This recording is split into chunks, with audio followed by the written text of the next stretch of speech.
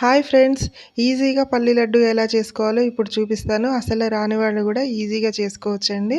నేను చెప్పినట్టు చేస్తే వేరుశెనగ గింజల్ని తీసుకొని ఫస్ట్ వేరుశెనగ గింజల్ని లో ఫ్లేమ్‌లోనే ఇలా ఫ్రై చేసుకోవాలండి. హై ఫ్లేమ్‌లో కానీ, మీడియం ఫ్లేమ్‌లో కానీ పెడితే అవి బయటకి ఫ్రై అయినట్టుగా కనిపిస్తాయి గానీ లోపల పచ్చిగానే ఉంటాయి. కాబట్టి ఎప్పుడు పల్లీలు ఫ్రై చేసినా గానీ లో ఫ్లేమ్‌లోనే చేసుకోండి. ఇప్పుడు మీకు నేను బెల్లం తురుముకోవడం చూపిస్తున్నానండి. బెల్లం పౌడర్‌గా కూడా మార్కెట్‌లో దొరుకుతుంది గానీ, నా ఒపీనియన్ ఏంటంటే పౌడర్‌గా చేసినప్పుడు వాళ్ళు స్టోర్ ఉండడానికి కెమికల్స్ ఏమైనా కలుపుతారేమో అని నాకు కొంచెం డౌట్ అనిపిస్తుందండి. అది మరి నిజమో అబద్ధమో తెలీదు. కానీ నేనైతే కొంచెం హెల్తీ లైఫ్ స్టైల్ ఉండాలి అంటే ఇలాంటి చిన్న చిన్నవి ఆలోచించే బయట ఏమైనా కొంటానండి. హాఫ్ కేజీ బెల్లంని తీసుకుంటే మనం ఇలా చాకుతో చేస్తే ఒక 10 మినిట్స్‌లో అయిపోతుందండి.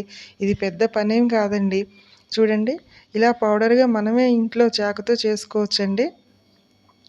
ఇలా చేసిన తర్వాత మనం ముందుగా తీసుకున్నాం గదా పల్లీలని, ఆ పల్లీలని పొట్టు తీసి ఇలా పప్పులుగా చేసుకోవాలండి.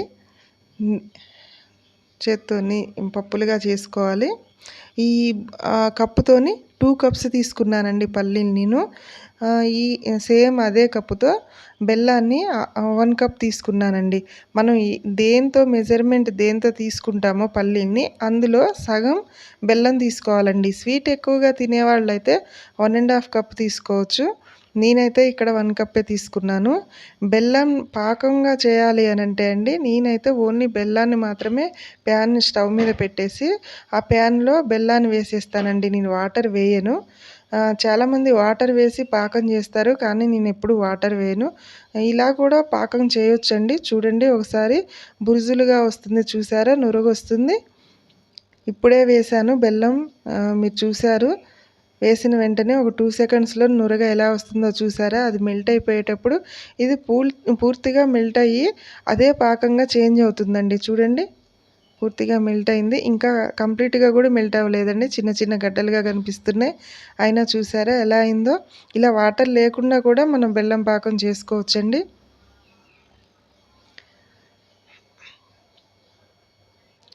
చూడండి, ఇలా నురగలుగా వస్తుంది.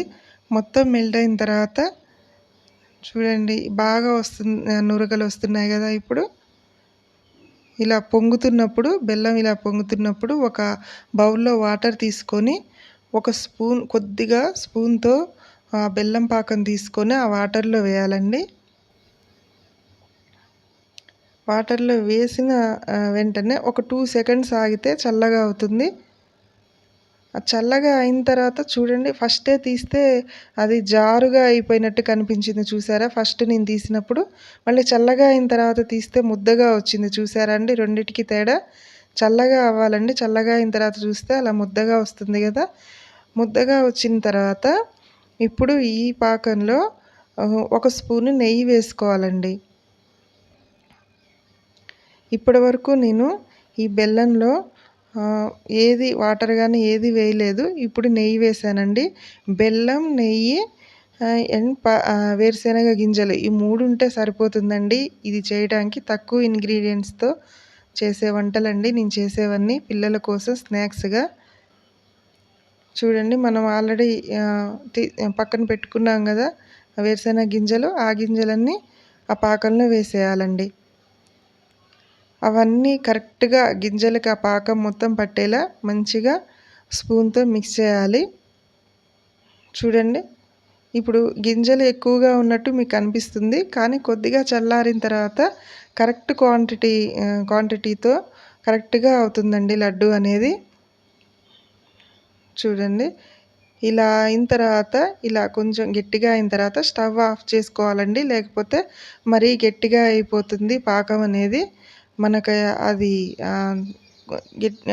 కొరికి తినేటప్పుడు కొంచెం ఇబ్బందిగా ఉంటుంది. చూడండి, అలా ఆ కన్సిస్టెన్సీ వచ్చిన తర్వాత అది స్టవ్ ఆఫ్ చేసుకోవాలండి. తర్వాత చూడండి, మిక్స్ చేస్తుంటే నేను స్పూన్‌తో అది ప్యాన్‌కి అంటుకోకుండా ఎంత చక్కగా వస్తుందో చూసారా? ఇలా రావాలండి. ఇలా వస్తే మనకి పాకం కూడా కరెక్ట్‌గా అయినట్టండి. ఇప్పుడు ఇది అయిపోయిందండి. దీన్ని లడ్డూలుగా చేసుకోవడమేనండి. కానీ ఇది చల్లగా అవ్వకముందే లడ్డూలుగా వస్తాయండి. చల్లగా అయితే ఇది లడ్డూలు కావండి. గోరువెచ్చగా అయ్యే వరకు ఉండాలి మనం. గోరువెచ్చగా అయిన తర్వాత ఫాస్ట్‌గా లడ్డూలు చేసేసుకోవాలి. నేను తీసుకున్న మెజర్‌మెంట్‌కి ఒక 10 లడ్డూలు అయ్యాయండి నాకు.